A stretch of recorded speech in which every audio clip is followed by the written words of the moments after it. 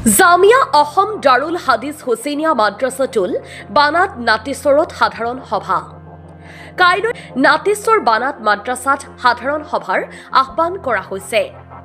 পুৱা ৯ বজাৰ পৰা আৰম্ভ হ'ব সাধাৰণ সভাৰ কাৰ্যসূচী। উক্ত সভাত পূৰ্বৰ কমিটিৰ এবছৰৰ কামৰ খতিয়ান দাখিল দাঙি ধৰা হ'ব বুলি সংবাদ মাধ্যমৰ আগত সদৰি কৰে।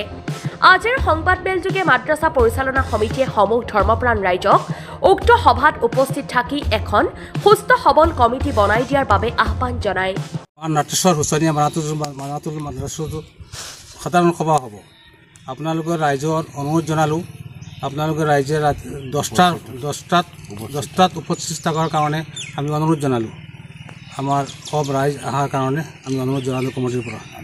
ভিতরে জানান যার যে নামদার নাটেশ্বর বানাত মাদ্রাসার সাধারণ সভা হইতো আর হিসাব কিতাবরা আপনারা শুনতা নতুন কমিটি বনতো আপনারা কালকে জামিয়া অসম দাৰুল হাদিছ হুছেইনিয়া মাদ্ৰাছাতুল বানাত নাটেশ্বৰ মাদ্ৰাছাখনৰ সাধাৰণ সভা অহাকালি অনুষ্ঠিত হ'ব।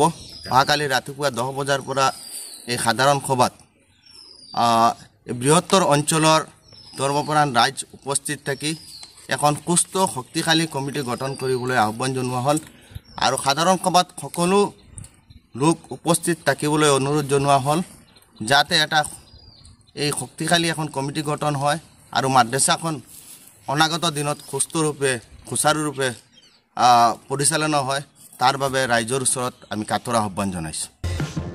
Bureau report, Suhana live.